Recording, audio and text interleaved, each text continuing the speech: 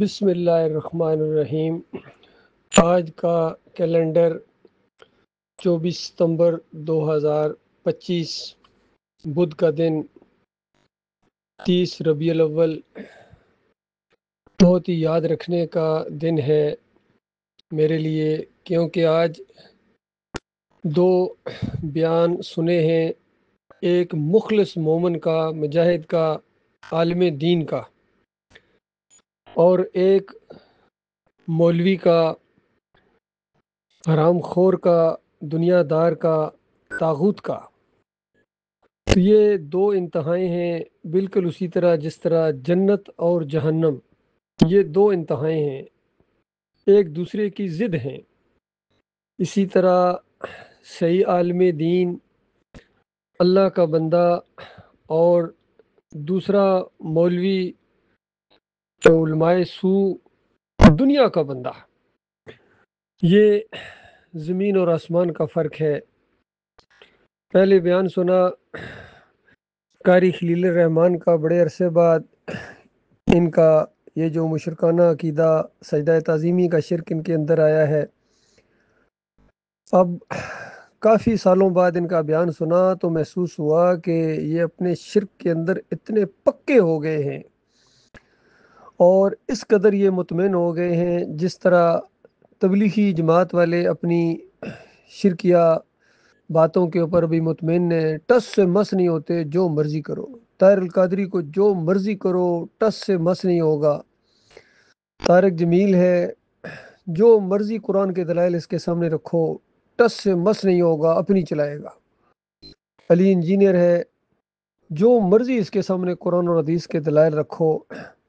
اپنے اس شرکی عقائد کے اوپر اور شرک کرنے والوں کے پیچھے نمازیں پڑھنے کے اوپر ڈٹا ہوا اور قرآن و حدیث سے ثابت کر رہا، اندازہ لگائیے۔ یہی حال ڈاکٹر اسرار کا تھا، کتنا لوگوں نے اس کو سمجھایا، لیکن وحدت الوجود کے اوپر پوری زندگی ڈٹے رہے۔ رسائل و مسائل پڑھے مودودی صاحب کی، کتنا لوگوں نے سوالات کیے ایمان عقیدے کے اوپر، لیکن قبر پرستی کی اس جڑ کے اوپر تیشہ چلانے کی بجائے اس کو اور ابیاری کرتے رہے، اور اسی قبر پرستی کے اندر کے روحیں واپس آتی ہیں، اور ان کو پکارنا عقیدے کی خرابی نہیں ہے۔ چاہے اللہ کی کتاب کہے کہ سب سے بڑا گندا عقیدہ اس کا ہے جو اللہ کے علاوہ کسی اور کو پکارے۔ اسی طرح یہ تبلیغی جماعت کے اندر بھی دیوبندیوں کا یہ شرکیہ عقیدہ موجود ہے کہ نبی علیہ السلام نے کہا کہ آدم علیہ السلام کی توبہ قبول نہیں ہو رہی تھی، اور پھر جب انہوں نے محمد صلی اللہ علیہ وسلم کا واسطہ دیا تب اللہ نے ان کی توبہ قبول کی ہے۔ تو یہ واقعہ ایسا جھوٹا واقعہ، قرآن کے خلاف واقعہ، لیکن اس طرح اطمینان ہے ان کو۔ اور کچھ ایسے ہیں جو کہتے ہیں ہم تو نہیں واسطہ وسیلہ دیتے ہیں جی، وہ واقعہ ادھر پیش آیا ہے جی، کہو کہاں واقعہ پیش آیا ہے، جھوٹ ہے۔ بالکل اسی طرح آج ان کا عقیدہ بن گیا ہے۔ قاری خلیل الرحمن کہہ رہے ہیں کہ بس وہ ایک صدیوں پرانا واقعہ ہے کہ پورے خاندان نے یوسف علیہ السلام کو سجدہ کیا ہے، قرآن میں آ گیا ہے، تو اس کو ماننے سے شرک کہاں آ گیا؟ حضرت صاحب وہ واقعہ اس طرح نہیں ہے جس طرح آپ کے دماغ نے گڑھا ہے، یا آپ کے اکابرین نے گڑھا ہے، ابن کثیر نے جس طریقے سے، یا ڈاکٹر اسرار نے، یا یہ دوسرے علی انجینئر بھی اسی طرح تفسیر کرتا ہے۔ یہ قرآن کا انکار ہے۔ قرآن احسن القصص بیان کرتا ہے، بہترین قصہ۔ اور یوسف علیہ السلام نے خواب جب دیکھا، بچے ہیں اور پوچھ رہے اپنے والد صاحب سے کہ ابا جان میں نے یہ خواب دیکھا، میں نے اس انداز سے سورج اور چاند اور ستاروں کو اس طرح اپنے سامنے جھکتے ہوئے دیکھا ہے، گویا وہ سجدہ کر رہے ہیں، اس کا کیا مطلب ہے؟ تو 4 نمبر آیت میں یہ بات بیان ہوئی، اور 5 نمبر آیت اور 6 نمبر آیت میں یعقوب علیہ السلام نے، جو جلیل القدر نبی ہیں، اللہ کی وحی کی روشنی میں اپنے بچے کو بتا رہے ہیں کہ میرے بچے اس طرح ہوگا۔ پہلی بات تو یہ اپنے بھائیوں کو اس خواب کا ذکر نہ کرنا، وہ تیرے جان کے دشمن بن جائیں گے، کیونکہ جلیں گے کہ اس کے بھائی کے ساتھ اب یہ کچھ ہونے والا ہے، تو وہ حسد کریں گے، پہلے ہی وہ حسد کرتے ہیں، تب تو اور زیادہ ہو جائے گی جلن ان کی۔ ان سے ذکر نہ کرنا، تاکید کی۔ اور دوسری بات یہ ہے کہ تجھے اللہ تعالیٰ منتخب کرے گا، یعنی تجھے نبی بنائے گا اللہ تعالیٰ۔ اور بنی اسرائیل کے اندر اسی طرح ہوتا تھا، ایک نبی اپنے بعد والے کی بشارت دیتا تھا، اور یہ سلسلہ نہیں ٹوٹا ہے صدیوں اسی طریقے سے بیت گئیں۔ تو بالکل یعقوب علیہ السلام کو بھی پتا تھا میرے بعد میری اولاد میں سے کوئی نہ کوئی نبی، جب پتہ چلا کہ یہ بچہ ہے، یہ یوسف ہیں، اس کو اللہ تعالیٰ نبوت عطا فرمائیں گے، اور بہت ہی برگزیدہ، کیونکہ انبیاء میں بعض کو اللہ نے بعض پر فضیلت دی ہے، تو ان کو بہت بڑی فضیلت اللہ تعالیٰ دے گا، اور اس طرح ان کے اوپر اپنی رحمت کی بارش کرے گا، جس طرح ابراہیم علیہ السلام کے اوپر، اسحاق علیہ السلام کے اوپر اللہ تعالیٰ نے رحمتیں اور برکتیں نازل کی گویا۔ یہ بالکل اسی طرح کی بات ہے جس طرح ہم کہتے ہیں اللہم صلی علی محمد وعلی آل محمد کما صلیت علی ابراہیم وعلی آل ابراہیم، یا اللہ نبی علیہ السلام اور ان کی آل کے اوپر اس طرح رحمتیں اور برکتیں نازل فرما جس طرح تو نے ابراہیم علیہ السلام کے اوپر اور ان کی آل کے اوپر نازل فرمائی۔ تو یہ بھی بتایا تجھے اللہ تعالیٰ بہت دانائی عطا فرمائے گا، اور باتوں کی تہہ تک پہنچنا، یہ ساری چیزیں اللہ تعالیٰ تجھے سکھائے گا۔ تو یہ خوشخبری ہے، اور ظاہری بات ہے باپ بیٹے دونوں نے اس چیز کو جب سنا تو آگے جو زندگی گزری ہے پریشانیوں کے اندر بھی، تکلیفوں کے اندر بھی، لیکن اللہ کی طرف سے یہ جو بشارت ہے، یہ خوشی کی خبر ہے، یہ بالکل ساتھ ساتھ چل رہی ہے، اس لیے پریشانیوں کی انتہا ہو گئی ہے، تب بھی وہ صبر کے ساتھ ڈٹے ہوئے ہیں۔ یعقوب علیہ السلام کے اوپر ادھر آزمائش ہو رہی ہے، یوسف علیہ السلام کے اوپر ادھر آزمائش ہو رہی ہے، تو سارا دور گزر گیا اللہ کے سامنے جھکتے ہوئے، اور جیل کے اندر بھی یہی دعوت دی یوسف علیہ السلام نے کہ سنو میرے جیل کے ساتھیوں، کہ حکم اللہ کے علاوہ کسی کا نہیں چلتا ہے، اور حکم ہے اس کا کہ اس کے علاوہ کسی اور کی بندگی نہ کی جائے، کسی اور کے سامنے نہ جھکا جائے۔ یہ اتنا زور دے رہے ہیں جیل کے اندر اس طرح شعور کے ساتھ۔ تو پھر جب پریشانیوں کا دور ختم ہوا ہے اور پورا خاندان مصر میں داخل ہوا ہے، رائل فیملی کی حیثیت سے داخل ہو رہے ہیں، اور اس سے پہلے کس طرح چھپتے ہوئے داخل ہوتے تھے، ڈرتے ہوئے کہیں پکڑے نہ جائیں، اور ایک دفعہ تو پیسے بھی نہیں تھے، گویا خیرات مانگ رہے ہیں، کتنے کمزوری کا اظہار کر رہے ہیں یوسف علیہ السلام کے سامنے جا کر۔ ایک وہ دور ہے، اور اب یہ دور ہے کہ ایک رائل فیملی کی حیثیت سے، حکمران فیملی کی حیثیت سے مصر کے اندر داخل ہو رہے ہیں، کتنا فرق ہے۔ اور اس انداز سے جب اللہ کی رحمتوں اور برکتوں کو دیکھا تو پورا خاندان اللہ کے سامنے شکر گزاری کے طور پر سجدہ ریز ہو گیا، اور اس موقع کے اوپر یوسف علیہ السلام نے کہا ابا جان یہ ہے میرے اس خواب کی تعبیر، یعنی جو آپ نے تعبیر بتائی تھی اللہ نے اس کو بالکل سچ کر دکھایا ہے، نبی بنایا، باتوں کی تہہ تک پہنچنا سکھایا، اور اپنے رحمت اور شفقت کی بارش کر دی مالک نے۔ یہ سب کچھ، یعنی یہ جو حیران ہو رہے ہیں، یہ سارا اس انداز سے کہ میرے مالک نے کیا ہے، اور اس کے سامنے سجدہ ریز ہوئے ہیں، اور پھر دعائیں مانگتے ہوئے کہ میرے مالک فاطر السماوات والارض انت ولی فی الدنیا والآخرہ توفنی مسلما والحقنی بالصالحین، کہ دنیا اور آخرت میں تو ہی میرا مددگار ہے، میرا محافظ ہے مالک۔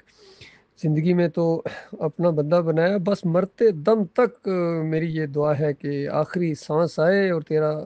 بندہ ہوں، بندگی کی حالت میں اور مسلم کی حیثیت سے میں مروں، اور مرنے کے بعد صالحین کے اندر مجھے شامل فرما دے۔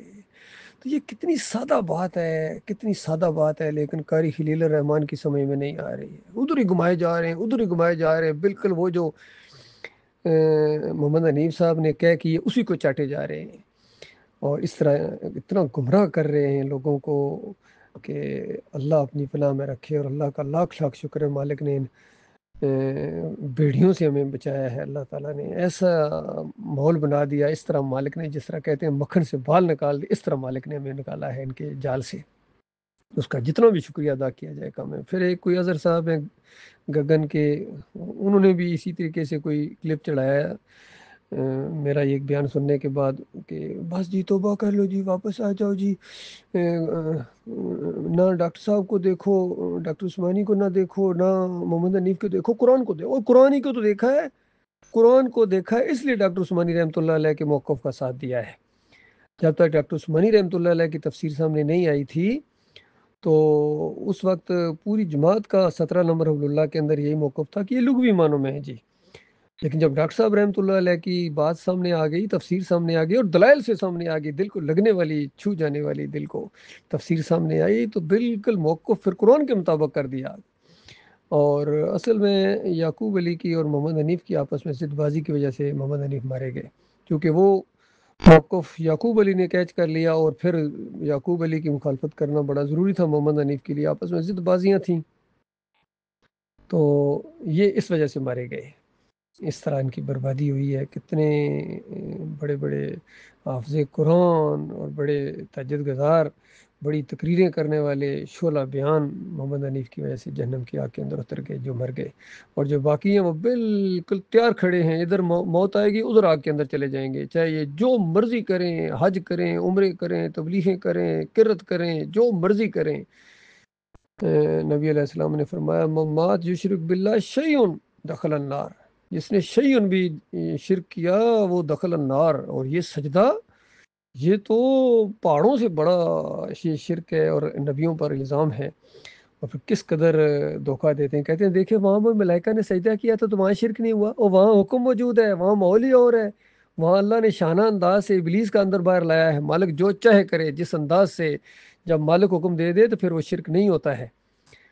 تو یہاں حکم ثابت کرو، حکم ہے نہیں ہے یہاں تو بالکل صاف انداز سے. اور سورہ مریم کے اندر تو اللہ تعالیٰ نے سارے انبیاء کا ذکر کیا کہ جب بھی ان کے سامنے نشانی آتی تھی تو یہ اللہ کے سامنے سجدہ ریز ہو جاتے تھے. تو یہ بہت بڑی نشانی اللہ کے سامنے آئی ہے کہ اللہ نے اپنا وعدہ سچا کر دکھایا. بالکل اسی طریقے سے جس طرح نبی علیہ السلام سے وعدہ کیا تھا سورہ بنی اسرائیل میں، کبھی آپ کو یہاں سے یہ نکال رہے ہیں پرواہ نہ کریں، ایک دن فاتح کے حیثیت سے آپ یہاں آئیں گے. اور جب فاتح کے حیثیت سے آئے تو نبی علیہ السلام کا سر جھکا جا رہا ہے اونٹنی کے اوپر، جس طرح سجدے والا انداز ہوتا ہے، رکوع والا. اور وہی وعدہ بار بار کہہ رہے ہیں کہ اللہ نے اپنا وعدہ سچا کر دکھایا، اکیلے دشمنوں کو مار بگایا، اور اللہ نے اپنا وعدہ سچا کر دکھایا. تو اللہ کے سامنے جھکے جا رہے ہیں. اور پھر مشرکین مکہ بھی جب ایمان لائے ہیں جو بھی، تو وہ نبی علیہ السلام کے سامنے سجدہ ریز نہیں ہوئے ہیں، وہ سارے اللہ کے سامنے سجدہ ریز ہوئے ہیں شکر گزاری کے طور پر، اللہ کا شکر ادا کرتے ہوئے کہ مالک نے ایمان کی دولت دی ہے. جس سے میں ابو سفیان ہیں، اکرمہ ہیں، اور کتنے ہیں جو اس طرح فتح مکہ کے موقع کے اوپر ایمان لائے ہیں. کتنا انہوں نے اللہ کا شکریہ ادا کیا ہوگا اس احساس کے ساتھ کہ اگر شرک کی حالت میں موت آ جاتی تو ہم کہاں چلے جاتے. کتنے بڑے بڑے سردار شرک کی حالت میں مر گئے ہیں. تو اس انداز سے ہندہ رضی اللہ تعالیٰ عنہ انہوں کو ایمان لائی ہیں، ویشی ایمان لائے ہیں. تو بالکل یہی شروع میں ایک آیت کے اندر اللہ تعالیٰ نے کہا کہ اس قصے کے اندر بڑی نشانی ہے ان سوال پوچھنے والوں کے لیے. تو یہ قصہ تو اس وقت پیش کیا گیا تھا جب ہجرت بھی گویا نہیں ہوئی ہے مکہ کے اندر، اور اس وقت سمجھدار لوگوں نے پہچان لیا تھا کہ اس کہانی کی کیا آگے اختتام ہونے والا ہے. محمد صلی اللہ علیہ وسلم کی کہانی کا اختتام اسی طریقے سے ہوگا جس طرح یوسف علیہ السلام کی کہانی کا اختتام ہوا تھا. یہ سبق تھا اس کے اندر، توحید کا اس میں بیان ہے، رد شرک ہے. لیکن کس قدر بدبخت ہیں، فریبکار ہیں وہ جو اس توحید کے قصے کو شرک کے اندر بدلی کرتے ہیں. یہ بالکل اسی طرح کی بات ہے جس طرح یہ جو صلات، جس طرح نبی علیہ السلام کے اوپر صلات پڑھنا یعنی دعا کرنا، درود جسے کہتے ہیں، یہ توحید کی سب سے بڑی دعا ہے اور شرک کا سب سے بڑا رد ہے. لیکن آج اس کو انہوں نے شرک کے طور پر اپنا لیا ہے امت مسلمہ کی اکثریت نے، کہ نبی علیہ السلام سنتے ہیں، کوئی کہتے ہیں یہاں سے سنتے ہیں، کوئی کہتے ہیں قبر کے اوپر جا کے پڑھو تو سنتے ہیں. تو اس طرح توحید کی بات کو شرک کے اندر بدلی کر دیا انہوں نے، اللہ کی نعمت کو کفر کے اندر بدلی کر دیا، اور اپنی قوم کو بالکل جہنم کے کنارے کھڑا کر دیا. جو مرتا جا رہا آگ میں، جو مرتا جا رہا آگ میں، یہ معاملہ ہوا بھائی. اس لیے میں یہ شروع میں نے کہا تھا کہ آج دو تقریریں سنی ہیں، بیانات سنے ہیں، مزہ آ گیا ہے. ڈاکٹر عثمانی کا ایک بیان سن کے پتہ چلتا ہے عالم دین بول رہے ہیں، اور قاری خلیل الرحمان اور اظہر کی جو تقریر سنی ہے وہ گگن والے، صاف محسوس ہو رہا ہے کہ خالص مولوی بول رہے ہیں، فریبکار بول رہے ہیں، طاغوت بول رہا ہے. اور طاغوت جو ہے یہ آخری کوشش کر رہا ہے ڈرا، اور اندازہ لگائیے یہ شیطان ہمیں ڈرا رہے ہیں جہنم کی آگ سے، یہ مشرک یہ مومنوں کو جہنم کی آگ سے ڈرا رہے ہیں. اندازہ لگائیے یہ بالکل اسی طرح کی بات ہے جس طرح مشرکین مکہ کبھی کہتے تھے کہ آگے جا کے تمہارے ساتھ یہ معاملہ ہوگا، اور یہود و نصارہ کہا کرتے تھے کہ جنت میں ہم جائیں گے، یہ تو سارے جہنم میں جائیں گے. بلکہ مشرکین مکہ کو کہتے تھے کہ ان مسلمانوں سے تم ٹھیک ہو. اندازہ لگائیے. فرعون نے کہا تھا کہ موسیٰ اگر تیری بات مان لی جائے تو زمین میں فساد برپا ہو جائے گا. تو یہ باتیں کسی اور کو کہنا، اللہ نے ہمیں راہ دکھا دیا، سیدھا راستہ، ایمان کا راستہ، توحید کا راستہ. ہم ڈاکٹر عثمانی رحمۃ اللہ علیہ کے پکے ساتھی ہیں، یاد رکھنا. اور محمد حنیف اور ان کے ان سارے مریدوں سے ہمارا کوئی تعلق نہیں، بالکل ہم ان کا کفر کرتے ہیں، انکار کرتے ہیں. اور ان کو طاغوت، یہ زندہ طاغوت ہے، یقین کیجئے. یہ جتنے ہیں، قاری خلیل الرحمان ہو، منور سلطان ہو، عبداللہ عمر دورانی ہو، اور جتنے بھی ان کے یہ کفر و شرک پھیلا رہے ہیں، یہ زندہ طاغوت ہیں. جب تک توبہ نہ کریں، معافی مانگ، ان کے لیے بہرحال ایک موقع ہے توبہ کرنے کا. لیکن محمد حنیف کے لیے، خالد عزیز کے لیے، صابر علی کے لیے، اور کتنے جو شرک کے اوپر مر گئے ہیں، ان کے لیے اب کوئی توبہ کی، کوئی اطلافی کا موقع نہیں ہے جب تک قیامت قائم نہ ہو. اللہ تعالیٰ غور و فکر کرنے کی توفیق عطا فرمائے۔ ان سے بار بار ہم یہی کہتے ہیں توبہ کر لو، ہمیشہ کی آگ میں رہنا پڑے گا، یاد رکھنا محمد حنیف کے ساتھ اگر ہمیشہ کی آگ میں رہنے کا شوق ہے ڈٹے رہو اسی کے اوپر۔ اگر تمہیں خون اور پیپ کی وادیوں کے اندر بیوی بچوں سمیت وہاں تم جاؤ گے، ہمیشہ کی آگ کے اندر رہو گے، گرز پڑیں گے، مار پڑے گی، اور کہا جائے گا کہ ظالموں ایمان کے بعد پھر کافر ہو گئے تھے، ایمان کی دعوت اٹھی تھی تمہارے سامنے، یہ سب کچھ کھول کے بیان کر دیا گیا تھا۔ یہاں واسطے وسیلے کے شرک، پکاروں کا شرک کا رد ہوا، نظر و نیازوں کا رد ہوا، طاغوتوں کی نشاندہی ہوئی، وہاں اس بات کو بھی بالکل کھول کے بیان کر دیا گیا تھا۔ ڈاکٹر عثمانی رحمۃ اللہ علیہ کا فتویٰ ہے کہ جو یوسف علیہ السلام کو سجدہ مانتا ہے اس کا ایمان خراب ہے۔ اللہ کے بندو غور کرو، ایمان کی خرابی کے ساتھ اس طرح اگر تم چلے گئے اللہ کے پاس تو ہمیشہ کی آگ کے اندر تمہیں رہنا پڑے گا۔